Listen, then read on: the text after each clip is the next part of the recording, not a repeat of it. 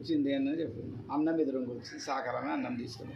మరి ఇంకేంది అన్నం ఎదురుంగా వచ్చినాక ఇవన్నీ జరుగుతూనే ఉంటాయి, అది మామూలు. మంచిదేనా? ఫస్ట్ మనకు చూసింది అన్నం. ఆ అమ్మాయికి ఆడ అన్నం ఉంది, అన్నం దొరుకుతుంది. అమ్మాయికి జ్వరం వచ్చింది, జ్వరం రాదా, పాడమా చేయమా అవన్నీ చూడొద్దు, ఏం కాదు చేయమని. ఇప్పుడు ఆమెకు కొడుకో బిడ్డను అయితే మళ్ళీ పోయిరు, వీళ్ళు పోయి ఆయన వేసుకొచ్చారు. అది చేసి అయితే మంచిగా ఉంది, బలం ఉంది, పోమని చెప్పింది. అయితే డేట్ ఇచ్చి గీ నడువు మనము అయితే అది తెచ్చుకోరు, ఏది కారు తెచ్చుకోరు అట, జీపు. అలా రెండింళ్ళు అన్నట్టు వాళ్ళు ఎక్కారు అటు. ఆ ఇల్లు దాటి ఇసం దగ్గర రాగానే అన్నం ఎదురుగా వచ్చింది. నాకేం తర్వాత చెప్పారు అన్నట్టు, పోయిరు చూసిరు వచ్చిర్రు, అది చేసేది ఖాయం అనుకున్నారు. అన్నీ అనుకున్నారు.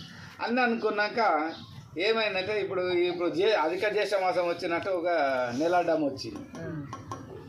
నెలాడడం వచ్చే వరకు ఆ నెల తర్వాత చేద్దామన్నారు. వాళ్ళు ఓకే అన్నారు, వీళ్ళు ఓకే అన్నారు. పిల్లగాడు బీటెక్ చేసిండు, మంచిగానే ఉద్యోగం ఉంది, అదే. ఆ పిల్ల కూడా వచ్చింది. ఏం చేస్తే మంచిగా ఉంది, వద్దు అని అంటున్నారు అని వచ్చింది.